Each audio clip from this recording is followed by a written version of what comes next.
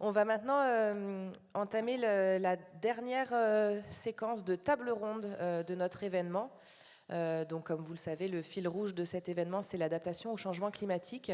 Mais nous, ce qu'on porte comme vision de transition, c'est une transition qui ne laisse personne de côté, une transition socialement juste. Et donc, il était important pour nous aussi de pouvoir prévoir un temps d'échange qui fasse le lien entre les nécessaires adaptations au changement climatique et le fait de ne laisser personne de côté. Donc, je vais inviter pour cette table ronde qui s'appelle « Adapter son territoire à un climat plus 4 degrés, quelle stratégie adopter pour ne laisser personne de côté ?» Laurent Monnet, Nicolas Beaupied et Caroline Lejeune. Et une fois de plus, cette table ronde sera animée par Laure.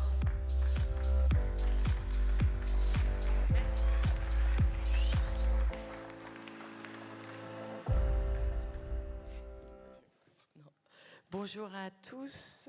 Installez-vous. Je vais commencer par une petite introduction. Non, alors ça, c'est ma place. Je me mets toujours à droite. Je voulais démarrer avec un petit témoignage en intro, parce que j'ai démarré ma carrière de journaliste en 2000 sur les questions d'environnement, et ma première COP, c'était dans ces eaux-là. Et je me rappelle qu'à l'époque, on disait « faut pas dépasser les 1 degré ». Ok.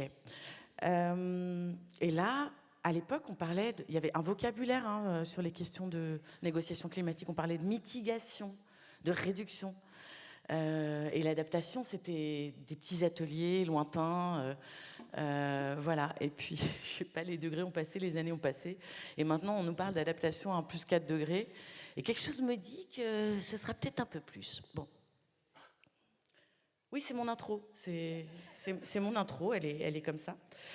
Non, parce que c'est vrai que faut pas oublier, avant l'adaptation, qu'il y a quand même encore un effort un petit peu à fournir pour réduire les émissions de CO2. Alors, on en parlera avec la ministre tout à l'heure. Nous sommes avec Caroline Lejeune de la Fondation Zoheim, qui a été créée par Sophie Swatton. Et c'est une fondation extraordinaire pour un outil dont tu vas parler tout à l'heure, qui est super. Laurent Monnet, donc de la Seine-Saint-Denis, maire adjoint à la transformation écologique, nature en ville, etc. Conseiller territorial délégué, nature en ville également, économie circulaire, le plan alimentaire territorial, à Pleine Commune, président de l'Agence locale énergie-climat et réseau de chaleur aussi. Ça va l'accumulation des mandats? C'est bon? Mais il paraît que c'est pratique.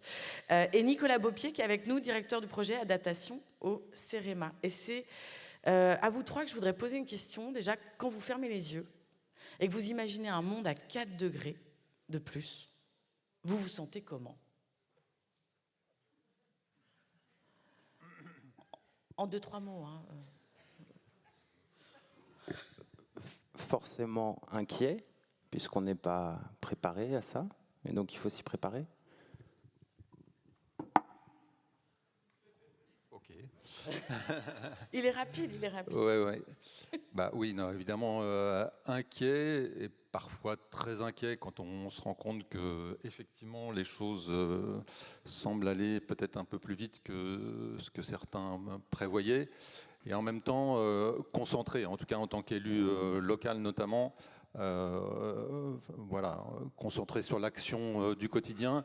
Et puis, j'ai envie de reprendre un mot de Geoffrey Maton qui l'exprimait à l'instant, mais moi j'ai envie de rester optimiste pour ceux qui m'entourent, pour évidemment mes enfants, mes petits-enfants, mais globalement pour le collectif. On a besoin de rester optimiste et je pense qu'il y a matière en fait.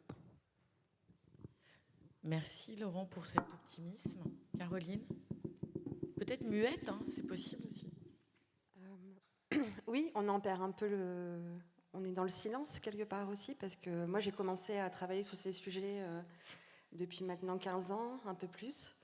Et je rejoins le diagnostic que vous avez émis sur le fait de dire que chaque COP allait entrer dans un protocole de décision contraignant visant à réduire drastiquement les émissions de gaz à effet de serre. Puis maintenant, on est en 2024. Et le constat est plus dramatique que lorsqu'on a commencé à en parler depuis les années 80. Donc, affolé. Et en même temps, il faut trouver les voies de la sagesse Et je rejoins le monsieur qui est intervenu, et de la sobriété.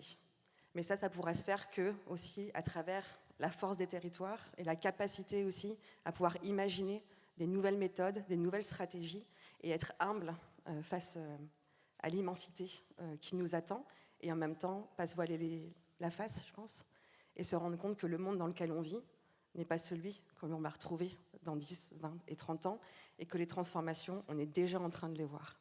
Donc c'est effectivement plus 4 degrés, mais c'est déjà maintenant et c'est déjà aujourd'hui et on le voit et ouvrons les yeux. Merci beaucoup.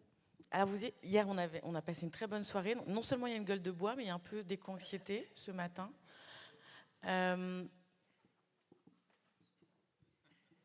On va démarrer avec vous, Nicolas. En fait, on parle d'adaptation, donc évidemment, il faut adapter les territoires, il faut adapter nos vies, même je dirais même nos cerveaux, à un échauffement extérieur.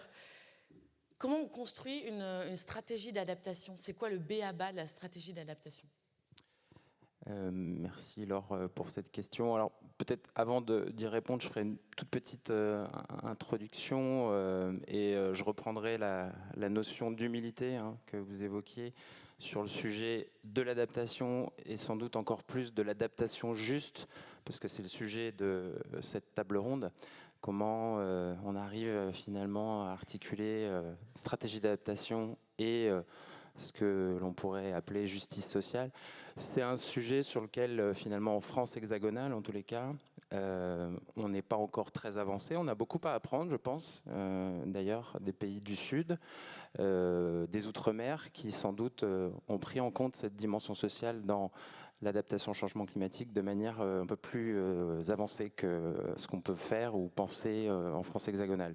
Il y a Oxfam qui a sorti un rapport il n'y a pas très longtemps, en juin, qui s'appelle « Nous ne sommes pas prêts » et qui traite de ce sujet de l'adaptation juste. Je vous invite vraiment à le consulter. Il est assez passionnant et il met en évidence finalement les 4 types d'inégalités climatiques qui existent, qui coexistent.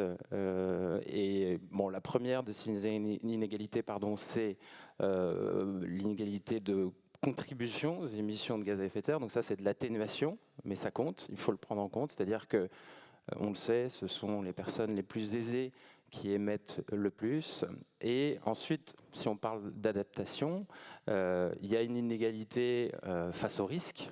Ce sont les plus précaires, les plus modestes qui généralement sont les plus touchés par les effets du changement climatique. Et il y a une inégalité aussi dans la capacité à faire face. On a moins de moyens, moins de capital, peut-être social aussi, moins accès aux informations. Et donc là aussi, on a moins les moyens de faire face.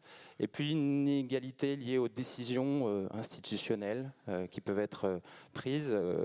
Voilà, les aides, les accompagnements qui sont proposés ne vont pas forcément être destinés justement à ces personnes les plus vulnérables, les plus précaires.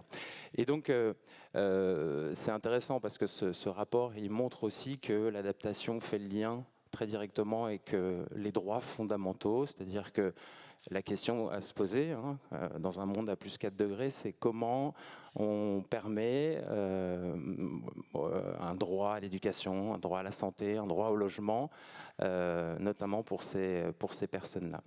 Voilà, donc c'est vrai que le sujet est en train d'être défriché. Beaucoup d'acteurs, y compris évidemment le CEREMA, qui s'y intéressent et qui tentent de trouver en quelque sorte des voies d'accès pour faire que l'adaptation juste soit mise sur le devant de la scène. Jusqu'à maintenant, c'est vrai que quand on parlait de transition juste, je pense, on parlait surtout de décarbonation. Bon, il y a plusieurs raisons qui expliquent ça. Sans doute la crise des Gilets jaunes aussi a mis sur le devant de la scène l'idée justement qu'il était parfois difficile de rendre compatible décarbonation, transition énergétique et justice sociale. Et donc ce lien entre adaptation et une égalité finalement est en train d'émerger, en train de monter. On sent que voilà, on cherche des solutions. Il faut aller s'inspirer aussi de ce qui se fait ailleurs. Donc une fois qu'on a dit ça, comment on construit une stratégie d'adaptation, c'était votre question. Et comment on intègre la dimension sociale, hein. Enfin, moi, je l'entends comme ça aussi, votre question par rapport au sujet de la table ronde. Alors déjà, on commence, et là, j'espère ne pas être trop hors sol, un vendredi matin, en plus, après une soirée comme celle qu'on a vécue, on commence par un diagnostic de vulnérabilité. Et donc, d'une certaine manière, intrinsèquement, l'adaptation à partir d'un diagnostic de vulnérabilité va intégrer cette dimension sociale. C'est-à-dire qu'on regarde la manière dont le territoire il est composé, qui sont ces groupes d'habitants les plus vulnérables, à travers une composante qu'on appelle la sensibilité. Et donc, voilà, je ne voudrais pas rentrer dans des éléments trop techniques, parce que je pense que ce n'est pas ce qui va le plus vous intéresser, mais il faut avoir en tête qu'un diagnostic de vulnérabilité, qui est la base d'une stratégie d'adaptation, finalement intègre cette dimension sociale. Et sans doute qu'on ne le met pas en avant de manière très évidente dès lors qu'on travaille sur une stratégie avec un territoire, mais ça fait partie d'une stratégie d'adaptation dès le départ. On regarde qui sont ces groupes d'habitants qui vont être les plus touchés, qui sont ces groupes d'habitants qui n'auront peut-être pas les capacités de faire face à différents effets du changement climatique qui vont arriver, subvenir sur un territoire. Donc voilà, d'une certaine manière, quand on est dans un organisme comme le CEREMA et qu'on travaille sur l'adaptation au changement climatique, on se doit de l'avoir en tête et de faire en sorte que tout simplement, la dimension sociale soit une composante essentielle et même, je dirais, structurante d'une stratégie d'adaptation. Voilà, c'est à partir de là, du diagnostic de vulnérabilité, que tout s'écrit et qu'on va déterminer quels sont les enjeux d'un territoire, notamment dans ces aspects-là de justice. Donc ce qu'on peut comprendre à demi-mot, c'est qu'en gros, il n'y a pas de réplicabilité, il y a du sur-mesure et chaque territoire est spécifique. Oui, alors en termes de méthode, je pourrais citer d'ailleurs la méthode TACT de l'ADEME, hein, qui est une démarche qu'applique déjà un certain nombre de territoires, j'imagine, qui sont ici présents. On peut répliquer ces méthodes-là. En revanche, pour ce qui est du diagnostic, de la compréhension justement de ces enjeux, c'est évident que c'est à l'échelle locale que ça se passe et qu'on va difficilement pouvoir répliquer des orientations stratégiques, éventuellement un plan d'action d'adaptation d'un territoire à l'autre. C'est la parole des habitants, c'est les usages, c'est la culture dont on a beaucoup parlé, qui va finalement déterminer quels seront ces enjeux sur lesquels une stratégie d'adaptation va être basée.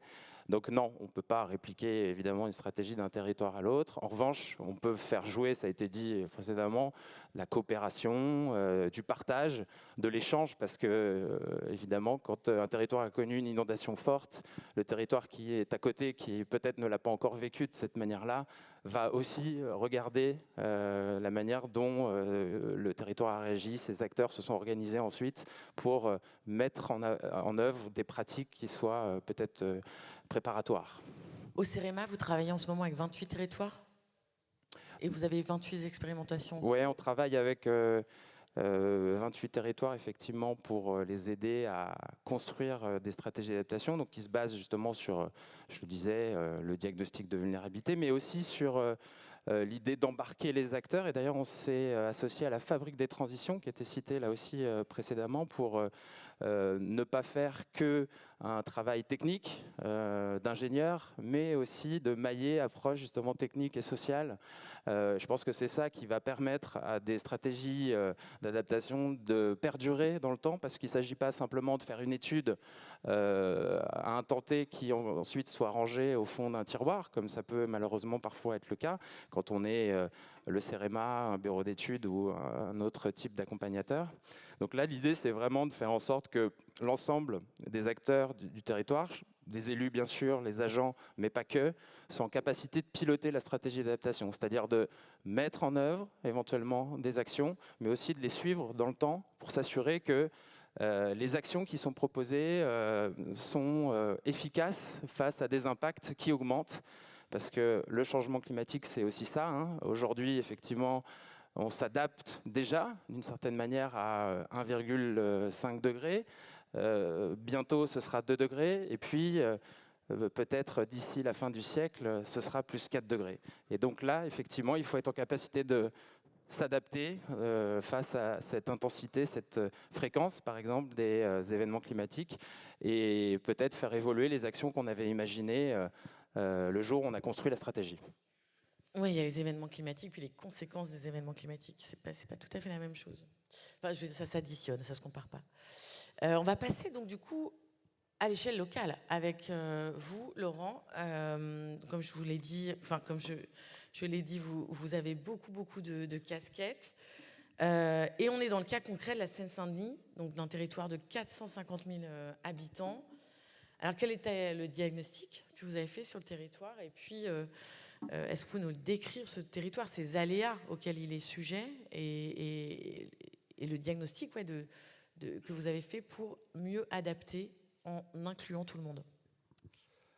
Oui, alors quelques précisions peut-être sur notre territoire.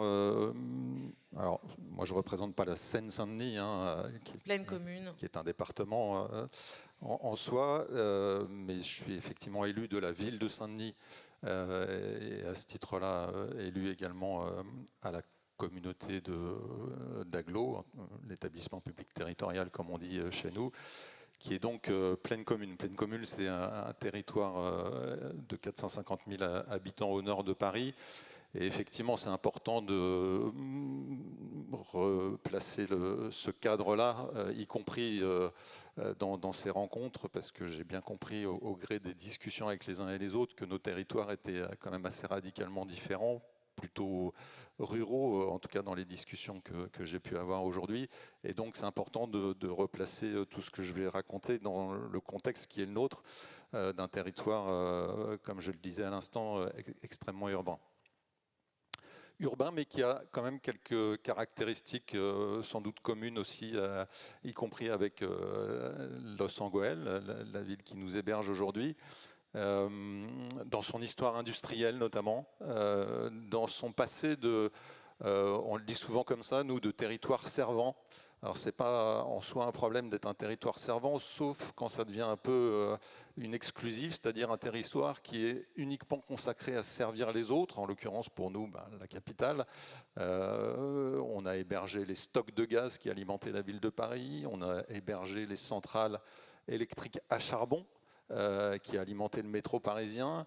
On héberge les incinérateurs qui brûlent les ordures de nos propres habitants, mais qui chauffent les Parisiens. Bref, tout ça. Et des data centers maintenant. Et des data centers qui, eux, alimentent beaucoup de gens. Oui, tout ça, à un moment, ça crée des problèmes, et notamment un certain nombre de problèmes de pollution, vous imaginez bien. Et puis, on est un territoire qui a été désindustrialisé progressivement.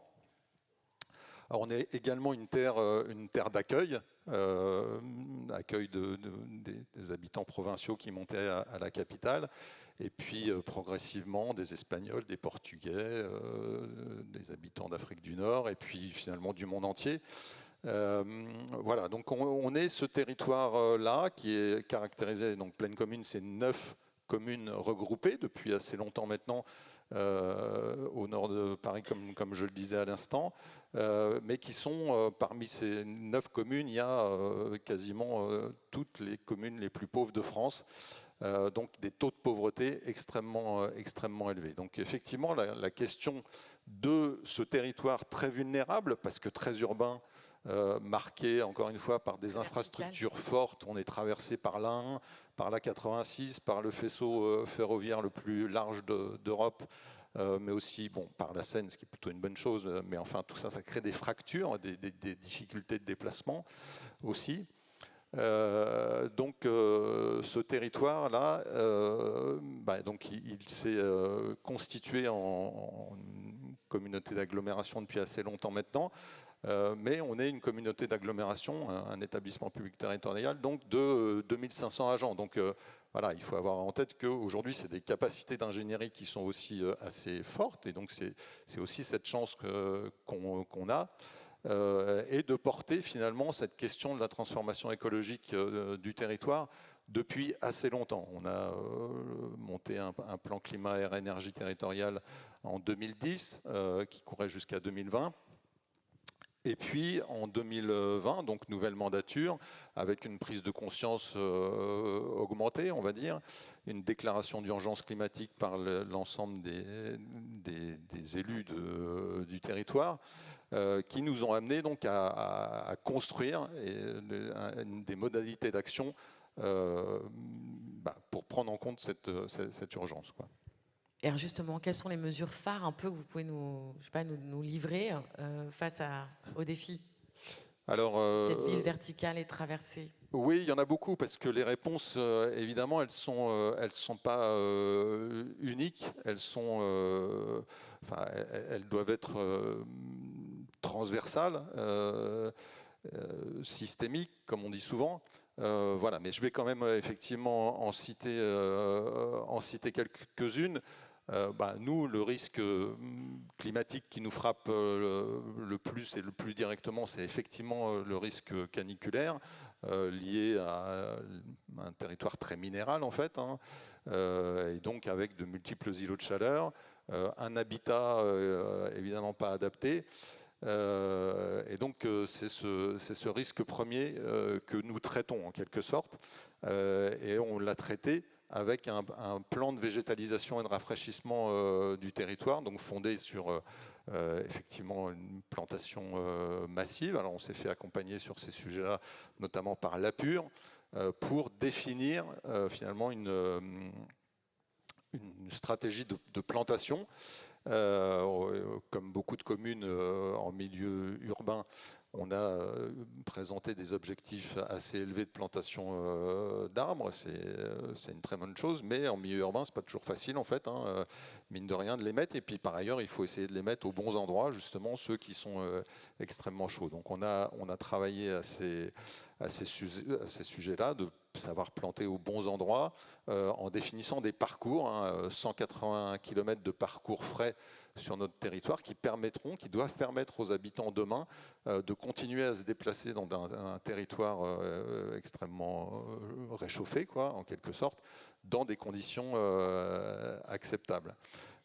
Tout ça, c'est en cohérence avec d'autres plans liés à la végétalisation. On a une trame verte et bleue qui est travaillée depuis assez longtemps maintenant et qu'on va enrichir. Un plan arbre qu'on a travaillé, et là-dessus, je peux aussi insister sur, alors là encore, c'est peut-être caractéristique du milieu urbain, mais donc comme je l'ai dit, on a une ambition forte de planter.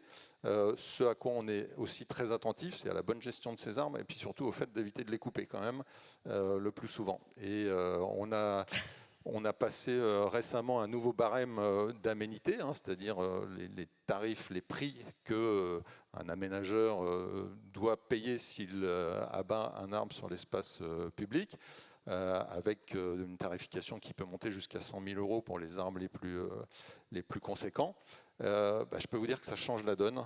Et que les gens réfléchissent une fois qu'on leur explique que oui, pour abattre cet arbre-là, finalement, c'est pas gratuit, c'est 100 000 €. Là, en général, ils réfléchissent à leur plan et ils reviennent avec un plan aménagé qui évite d'abattre l'arbre. C'est vrai pour les aménageurs privés, c'est vrai aussi pour nos équipes et les agents de la collectivité, hein, qui font aussi de l'aménagement d'espaces publics.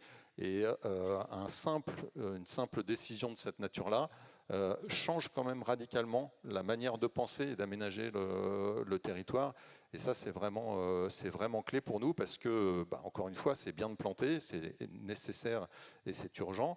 Mais néanmoins, c'est aussi extrêmement important d'arrêter de couper ceux qui sont déjà des sujets qui nous font de l'ombre et qui nous protègent, quoi.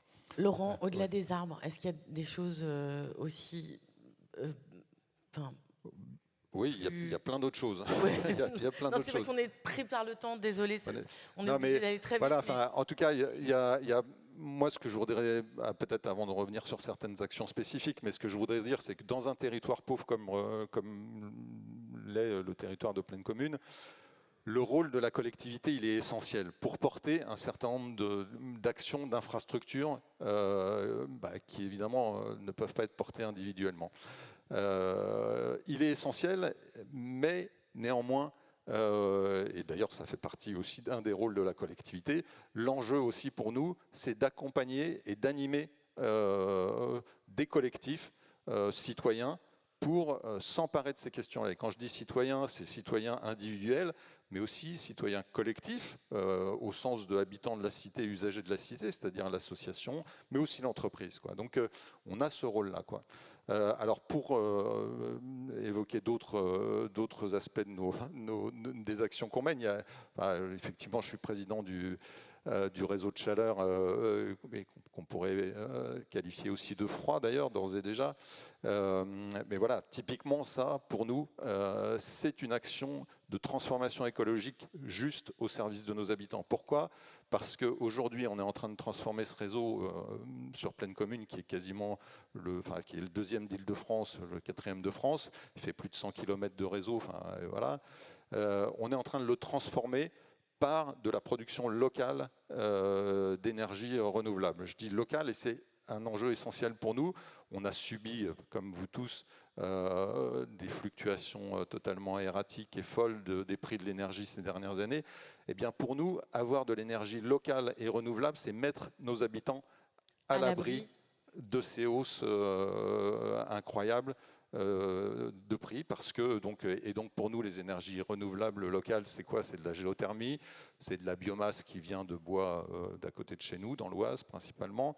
C'est de l'incinération, j'en ai parlé tout à l'heure, d'ordures ménagères, mais c'est aussi de la récupération de chaleur de data center. Et donc, voilà, toutes ces sources-là, géothermie en particulier, de la géothermie profonde, de la géothermie superficielle. Enfin, on a tout ce mix énergétique qu'on est en train de déployer sur notre territoire et qui nous permet de produire cette chaleur à un prix qui sera maîtrisé sur les années qui viennent, les 10, 20, 30 années qui viennent. Et c'est vraiment un prix qui est compétitif par rapport Alors, régulé ? C'est un prix qui est compétitif sous réserve que, malgré tout, on ait du soutien public, et en particulier, puisque la ministre vient tout à l'heure, tous ces projets, notamment autour de la chaleur, ils sont appuyés par le fonds chaleur, et sans ce fonds chaleur, eh bien, un certain nombre de ces projets ne se feraient pas. En tout cas, ils sont rendus faisables dans une équation économique acceptable, parce que, pareil, le prix du gaz, il fluctue énormément.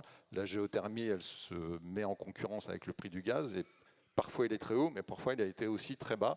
Et quand il est très bas, les bailleurs sociaux, les copros, elles vous disent ouais, mais moi le gaz il est quand même vachement moins cher, et donc votre chaleur, non merci quoi. Et donc on a cet enjeu-là, mais encore une fois, nous notre discours c'est oui, peut-être parfois c'est un peu plus cher, mais en tout cas c'est maîtrisé, c'est du local, c'est du renouvelable, c'est bon pour la planète et c'est bon quand même pour le portefeuille de nos habitants, quoi. Voilà. Merci d'avoir un peu détaillé.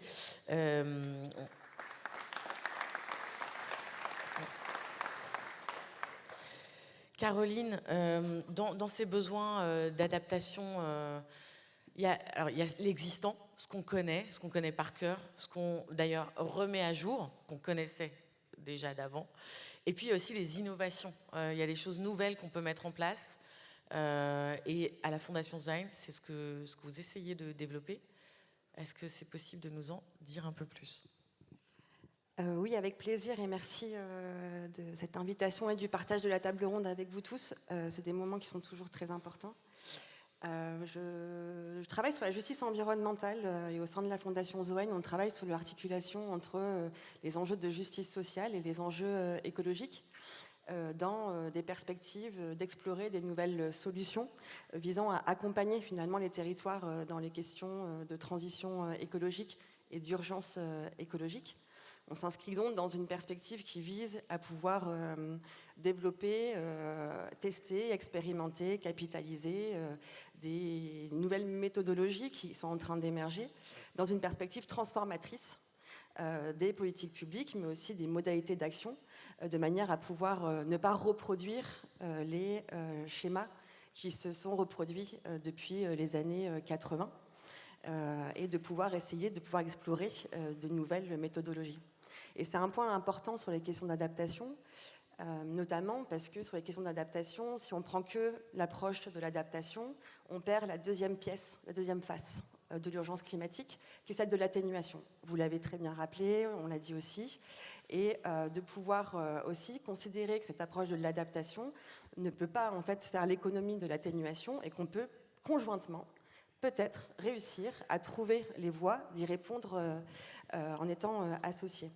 Et ça va porter sur des enjeux qui sont de l'ordre de notre quotidien. Comment se nourrir, comment s'habiller, comment se chauffer, qui sont finalement des questions très fondamentales, qui expriment un ensemble de besoins essentiels que chaque territoire vit, et qui impliquent aussi de les prendre un peu à bras-le-corps, parce que ça concerne nos modes de vie, ça concerne aussi l'organisation sociale, politique, économique, démocratique de chaque territoire. Et comment, à un moment donné, on passe d'une approche de politique climatique qui s'est beaucoup fixée sur des approches techniques, et il en fallait, de la rénovation énergétique, des enjeux d'infrastructure, des enjeux de mobilité, à une approche qui vient interroger la manière dont on a envie de vivre dans le futur, mais aussi dans le passé. Comment on apprend de notre trajectoire territoriale pour pouvoir se projeter et construire finalement des nouveaux outils qui sont au plus près des besoins. Et ça, c'est important parce que si on prend la question de savoir comment se nourrir, comment s'habiller, comment se chauffer, comment être mobile dans un territoire, eh ben, on attaque de plein fouet la question des biens de consommation. Et les biens de consommation, c'est un des secteurs, troisième secteur d'émissions dans l'ensemble des émissions. Et c'est un secteur qui est difficile à prendre en main parce que c'est un enjeu qui va impliquer un questionnement profond sur notre mode d'organisation territoriale. Mais c'est aussi un enjeu qui soulève des questionnements sur des enjeux de justice sociale. On n'est pas tous égaux dans la manière de pouvoir se nourrir, se chauffer, être mobile. C'est l'ensemble des inégalités environnementales que vous avez très justement abordées tout à l'heure, qui expriment que dans chaque territoire, les personnes qui sont les plus précaires sont celles qui émettent le moins d'émissions, qu'elles sont les plus exposées aux inégalités, du coup aux conséquences de la destruction de l'environnement et des émissions environnementales, mais qui sont aussi les moins responsables de ces émissions.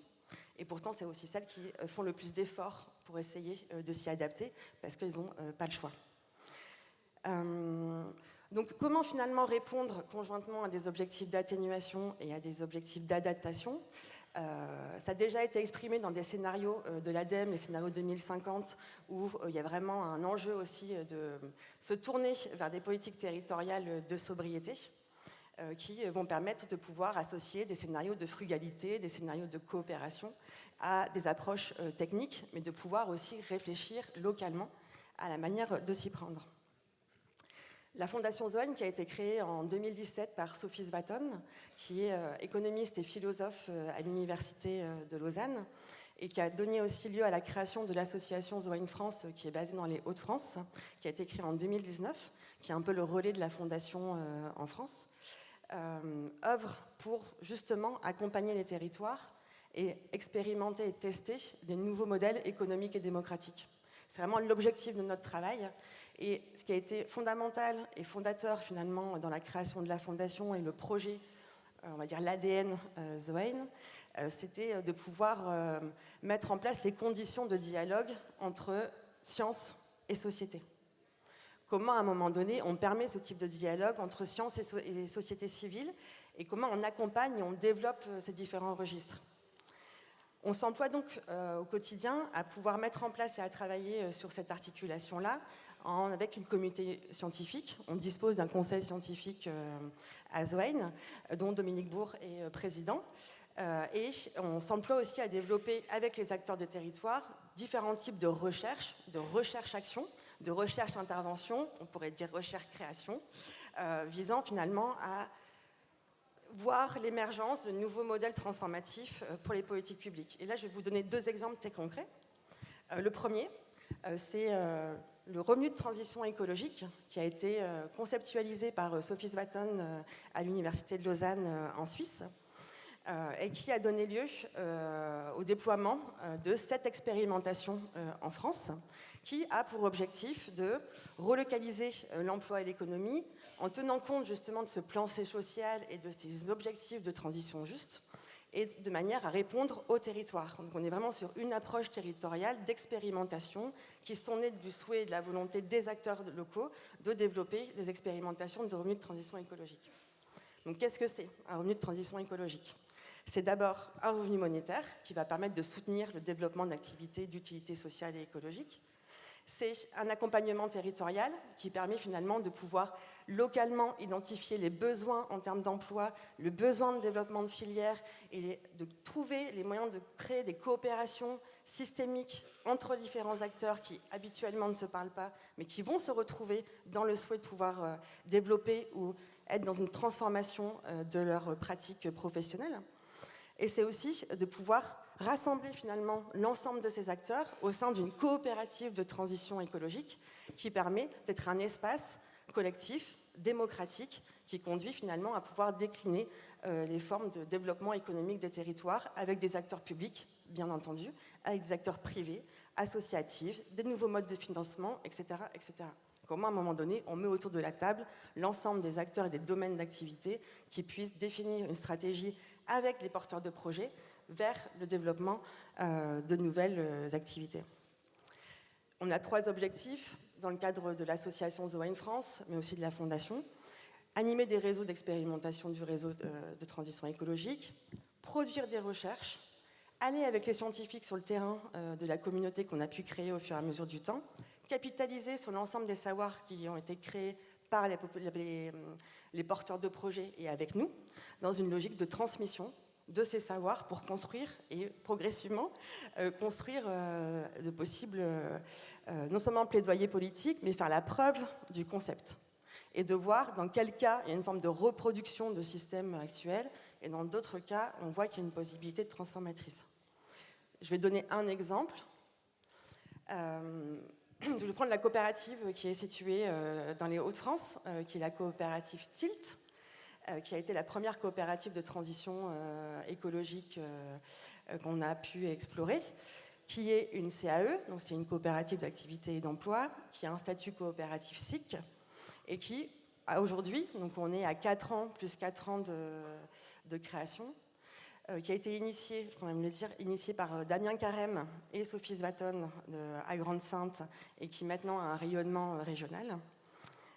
Et aujourd'hui, on arrive à identifier des pôles de compétences qui ont été mis en œuvre par des entrepreneurs salariés qui aujourd'hui se rejoignent et construisent à la fois des activités qui vont de la réparation, de la formation, à voir comment on peut développer une filière cyclo-logistique sur le territoire avec une expérimentation en ce moment à Dunkerque. Et ça, c'est intéressant, en fait, de voir comment, à travers une diversité d'activités et en mettant l'ensemble des acteurs locaux autour de la table, on peut finalement réfléchir à développer de nouvelles formes d'économie qui permettent aussi à chacun de son territoire de s'y investir avec le souhait qu'on a envie d'avoir. Pour info, j'avais fait un super papier dans Reporter sur le revenu de la transition écologique avec plein d'exemples et de cas concrets. Et dès lors, beaucoup de territoires vous ont sauté dessus pour vous dire mais où est-ce qu'on peut expérimenter ça, etc.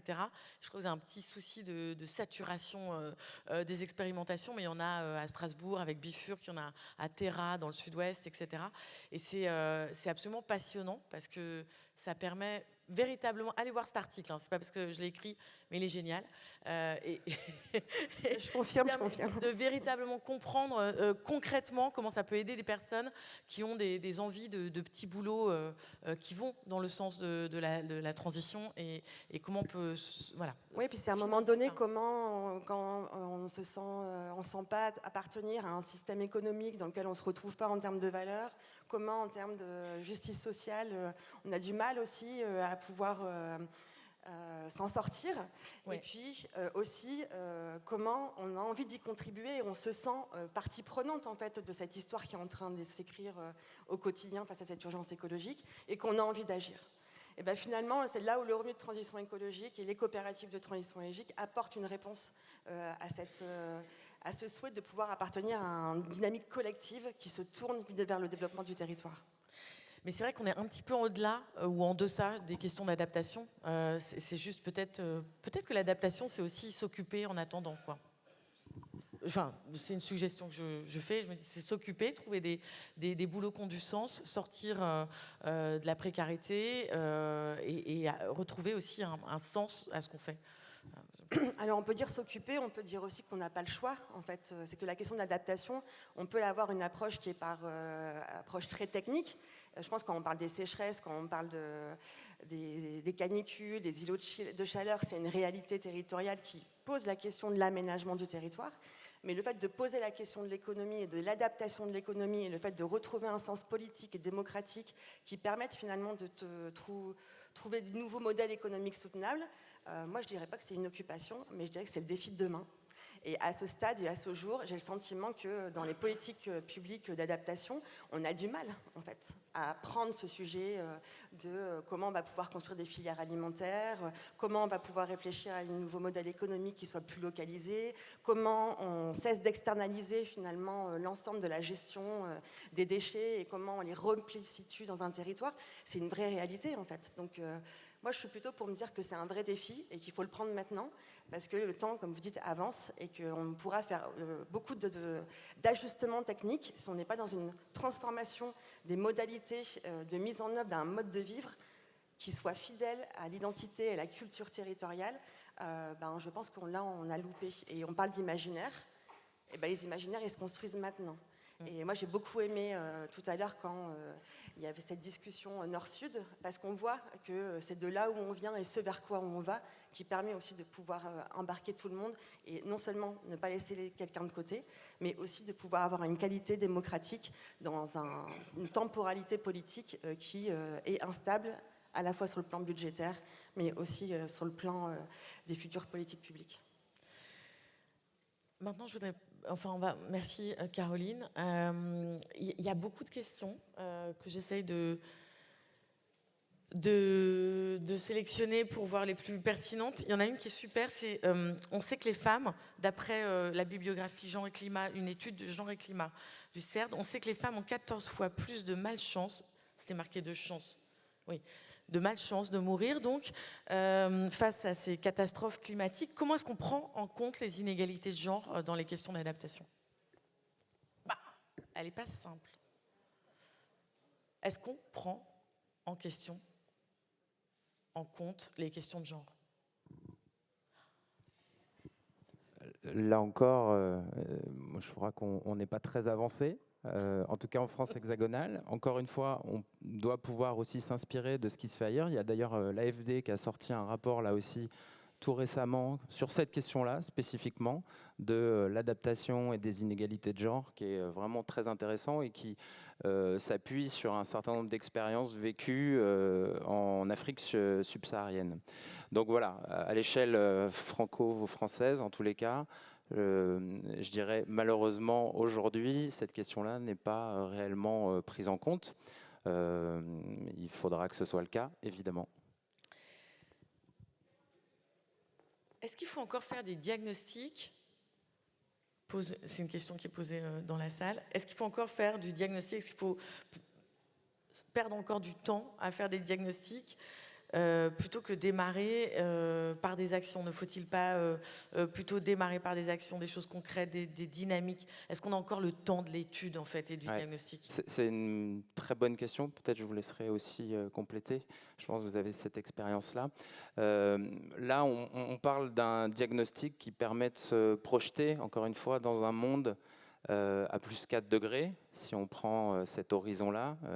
Et donc, je ne crois pas qu'il y ait beaucoup de territoires, peut-être y compris ceux qui sont dans la salle, qui aient déjà fait cet exercice-là, qui est un exercice assez vertigineux, en vérité, et qui peut permettre à la fois une prise de conscience. Ce terme-là est sans doute un peu galvaudé aujourd'hui, mais malgré tout, c'est aussi ça, un diagnostic de vulnérabilité. Ça permet aux acteurs du territoire, pas qu'aux élus, mais à tous les acteurs du territoire, éventuellement, de se rendre compte de ce que pourrait être leur territoire dans ce monde-là.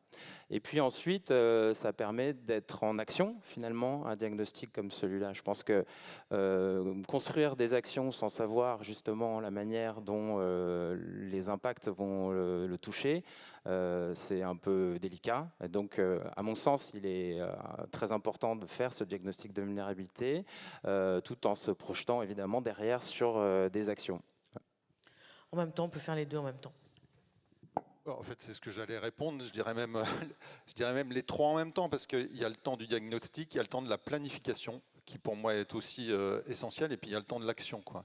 Et c'est vrai que, y compris en tant qu'élu, je disais tout à l'heure, dans ce nouveau mandat, on a lancé plein de plans, le plan de végétalisation, le plan alimentaire territorial, les plans de mobilité, etc. À un moment, on se dit, ça va les plans, quoi. Et en même temps, ça n'empêche pas d'être dans l'action, ça n'empêche pas de mettre à jour le diagnostic de manière un peu permanente, et c'est nécessaire. Avoir une vision planifiée de ce qu'il faut réaliser, ça permet de le faire de manière plus efficace. Et moi, je suis assez partisan quand même de cette action organisée, parce que l'action tous azimuts, un peu sous l'impulsion de l'urgence, c'est pas nécessairement ce qui fonctionne le mieux. Donc je pense que l'un n'exclut pas l'autre. Il faut mener un peu toutes ces opérations de manière récurrente et permanente, mettre à jour les plans, mettre à jour les diagnostics, parce que les choses évoluent. Et par ailleurs, ce que j'ai envie de dire, et l'histoire nous l'a montré, hein, c'est que finalement, ce à quoi on va devoir s'adapter et ce à quoi on va être confronté, finalement, on l'ignore, je pense, quand même en grande partie. La crise sanitaire nous l'a démontré, en fait. Qui s'attendait en fait à ça, et c'est pas Qui aurait pu prévoir? Celle-là, celle-là, en tout cas, je pense que personne ne l'avait complètement vu venir. Peut-être certains, en effet, mais en tout cas dans son ampleur, y compris mondiale. Je pense que personne ne s'y attendait. En tout cas, ça a été un choc conséquent. En tout cas, c'est pour dire qu'on n'est pas à l'abri d'avoir des crises qu'on n'a pas complètement anticipées. Donc, ce qui me semble important, d'ailleurs, c'est un enjeu majeur, c'est de développer finalement ce à quoi je crois fondamentalement, c'est les solidarités, les coopérations, parce que ce sont elles qui nous permettent, dans tous les cas, de faire front à ces crises dont on ne maîtrise pas complètement les contours, quoi. Une question pour vous trois. On le sait depuis 2-3 jours, on cherche 60 milliards d'euros. On cherche 60 milliards d'euros. On veut réduire notre déficit. C'est bien légitime. Mais comment est-ce qu'on gère les questions d'adaptation dans un monde qui se rétrécit, je dirais même politiquement, sur ces sujets-là? On ne peut pas dire que c'est la passion du gouvernement actuel, même de ceux qui l'ont précédé. Et derrière, le plan national d'adaptation, d'ailleurs, en témoigne. Difficulté à en parler, le rendre visible. Comment est-ce qu'on gère ces questions-là dans un monde qui se rétrécit politiquement, économiquement, avec des arbitrages qui ne sont pas du tout en faveur de ça?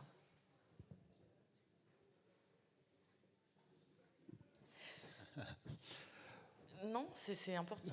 Si, bien sûr. Encore une fois, j'évoquais le fonds chaleur, etc. Là, on voit bien que dans la période qui s'ouvre, tous ces soutiens qui sont absolument nécessaires à beaucoup de nos projets de transformation sont remis en question et risquent de l'être.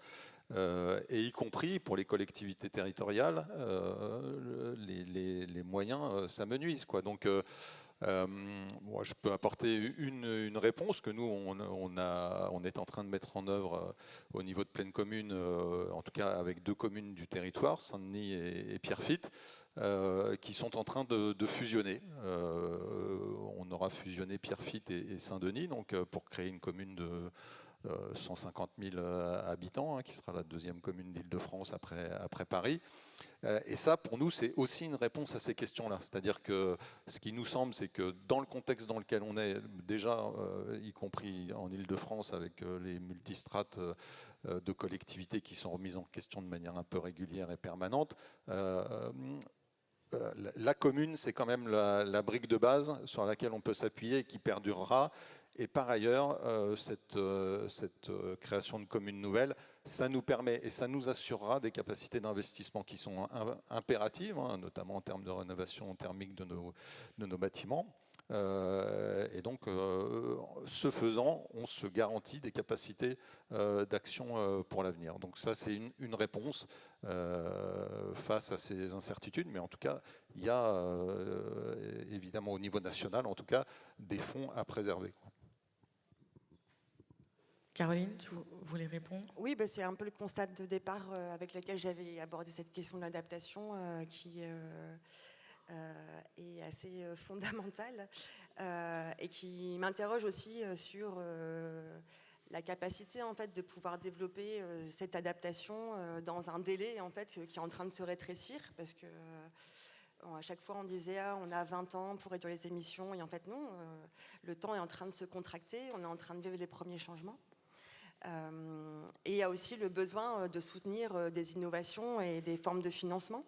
Et un des enjeux, c'est aussi de pouvoir rassembler et mutualiser des fonds dans les territoires de manière à pouvoir soutenir cet élan et ces défis. Et ça, c'est des orientations politiques qui doivent aussi être prises localement avec un projet de territoire qui essaye de pouvoir se développer.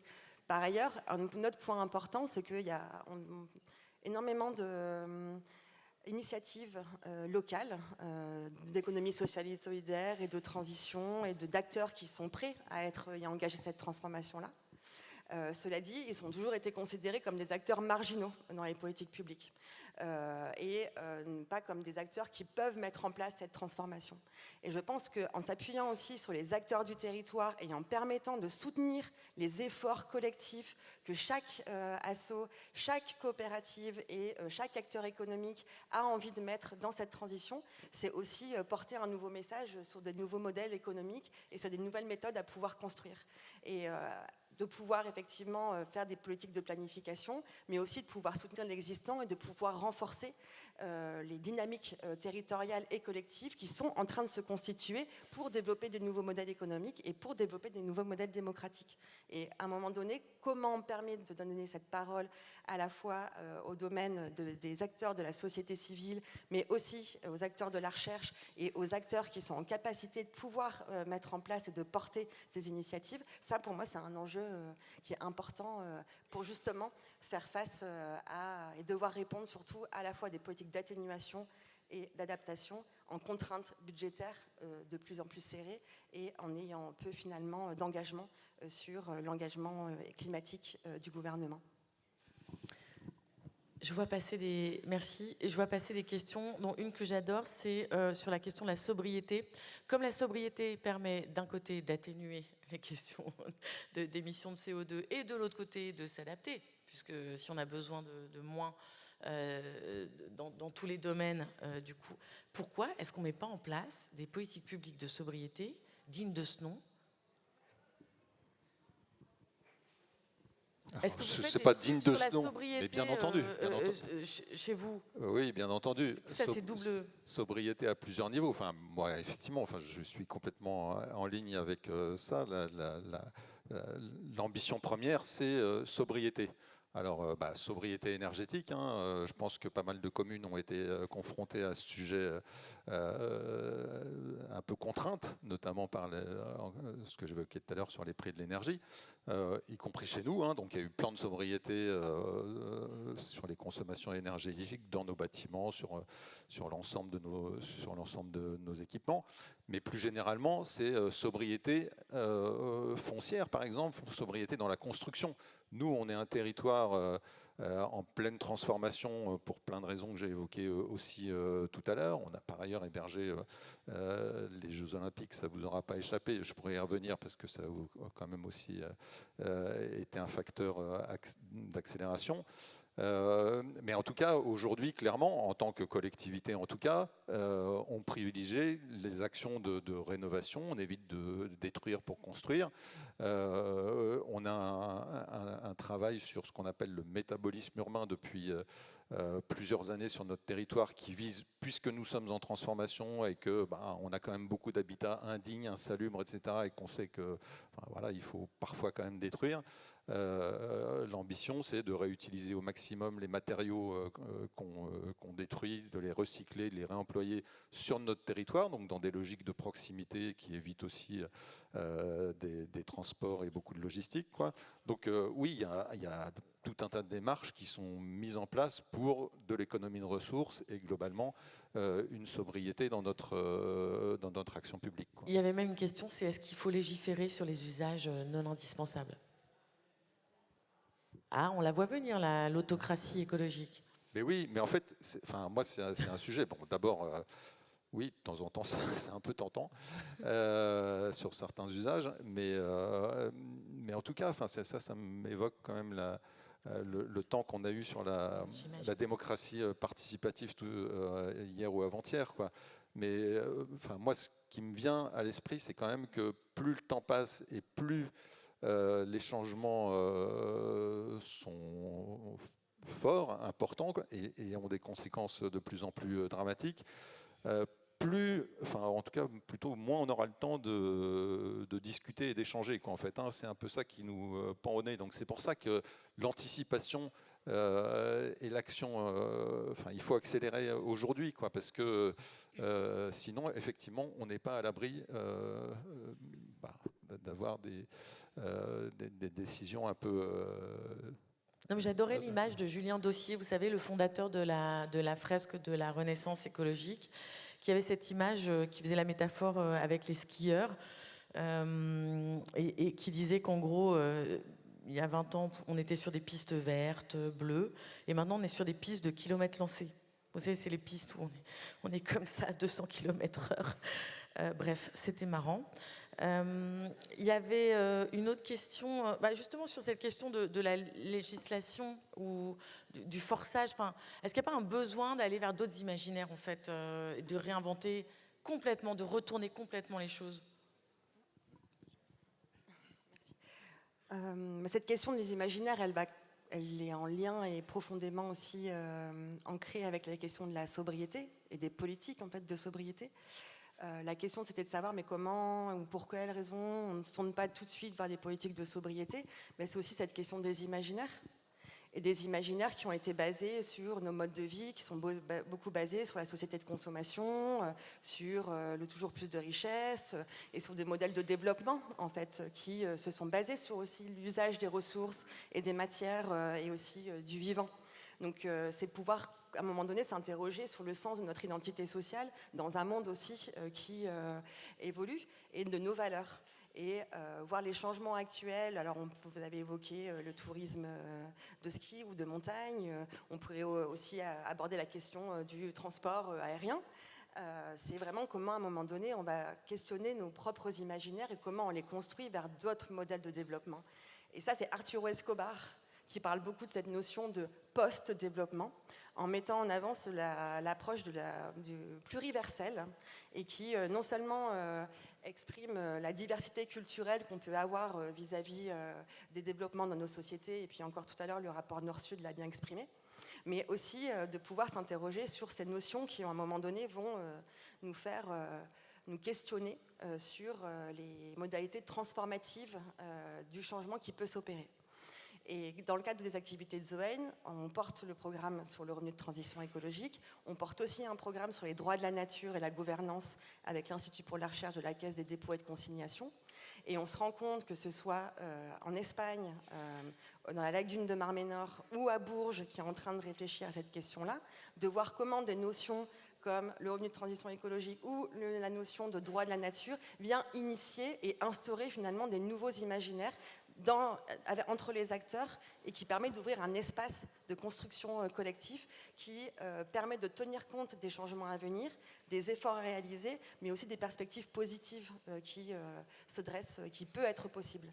Et il y a certainement à un moment donné à voir comment on permet des formes de déplacement dans les imaginaires et dans les récits qui permettent de pouvoir accompagner cette politique de sobriété qui me semble être un plan, et en tout cas une orientation de justice sociale et de justice écologique dans les territoires dans les années à venir. Et quelque part qui peut-être s'imposera aussi à nous du fait de l'inaction climatique. Sur ce sujet des imaginaires, la difficulté aussi, je dirais, quand on parle d'adaptation, c'est que ce n'est pas que de l'imaginaire, d'une certaine manière, c'est aussi une réalité. Soit qu'on est déjà en train d'affronter, soit dont on est certain qu'on va l'affronter. Quand on fait justement ce travail un petit peu d'analyse de la vulnérabilité du territoire à plus 4 degrés, on ne se dit pas que c'est des choses qui pourraient arriver. On se dit que c'est des choses qui vont arriver. Aujourd'hui, on en est là. Il faut être aussi réaliste. Encore une fois, le plus 4 degrés, cette fameuse trajectoire de réchauffement pour l'adaptation au changement climatique, la TRAC, c'est malheureusement un état lucide de la situation par rapport au fait que les émissions de gaz à effet de serre continuent et que donc on va arriver, et on peut tous le déplorer, à ce plus 4 degrés. Donc finalement, quand on travaille avec des collectivités aussi, cette prise de conscience, c'est même plutôt une claque parfois qu'on se prend. Et donc là, il faut construire des choses concrètes. Les personnes qui étaient dans la salle demandaient finalement s'il était nécessaire de construire un diagnostic de vulnérabilité et pas plutôt de se lancer dans des actions directement. C'est aussi ça que les acteurs des territoires avec lesquels on travaille veulent et vers lesquels il faut les amener. Alors les imaginaires peuvent aider à inventer, je pense aussi, comme vous le disiez un petit peu, des nouvelles choses, des nouvelles manières de travailler, de penser l'action publique. Et finalement, ce qu'on essaye de développer, je pense que c'était aussi un peu inclus dans le plan national d'adaptation au changement climatique, en tout cas dans les versions qui ont été publiées dans différents médias, c'était d'instaurer une sorte de réflexe d'adaptation, c'est-à-dire comme on pourrait l'espérer pour la décarbonation également, mais pour l'adaptation, c'est-à-dire tout projet d'aménagement, toute nouvelle construction, toute nouvelle infrastructure doit prendre en compte cette notion d'adaptation et si possible d'adaptation juste également. C'est un petit peu ça, je pense qu'on peut tenter en tant qu'acteur public, en tous les cas au CEREMA, d'installer finalement dans la conscience collective, chez les collectivités en particulier. Merci. On arrive au terme de cette table ronde et je voulais que vous repreniez votre petit Mentimeter puisque une question vous est posée et c'est la dernière question. Quand vous pensez aux questions d'adaptation, vous vous dites que quoi? Après moi le déluge, on va se retrousser les manches, il va falloir renoncer à pas mal de choses, donc rendre le renoncement désirable. L'humain s'en sort toujours ou alors tout est foutu. Tout est foutu. Vous avez la pêche au TEPOS? Ah non, c'est un tiers. On va se retrousser les manches. Il va falloir qu'on renonce. Et tout est foutu? Ben non, 6% seulement. C'est bien, ça évolue.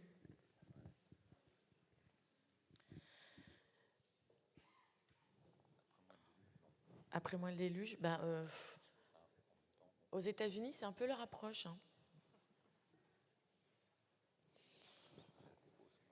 Souvenez-vous, oui, on est au TEPOS, on n'est pas en Floride. Souvenez-vous de la phrase de Goethe, cette phrase de Goethe extraordinaire. Quoi que vous croyiez, quoi que vous fassiez, faites-le. L'action porte en elle la magie, la grâce et le pouvoir. C'est sur Goethe qu'on va se quitter. Je voulais remercier à titre personnel toute l'équipe de Los Angeles. Vous m'avez totalement déniaisé sur ce territoire. Spéciale dédicace à Manuela pour la visite du DD Tour de Los Angeles. Extraordinaire. Merci beaucoup. Et voilà, on se quitte. Elena, je crois que tu vas monter sur la... Non, Elena, mais pas. Bon, d'accord. Nous avons une VIP et nous devons partir, c'est ça? Voilà. PPE, on lui demande une PPE. Merci. Merci beaucoup. Je vous invite en effet à libérer la scène. Merci beaucoup Laure pour ces animations de table ronde qui étaient dynamiques et pertinentes.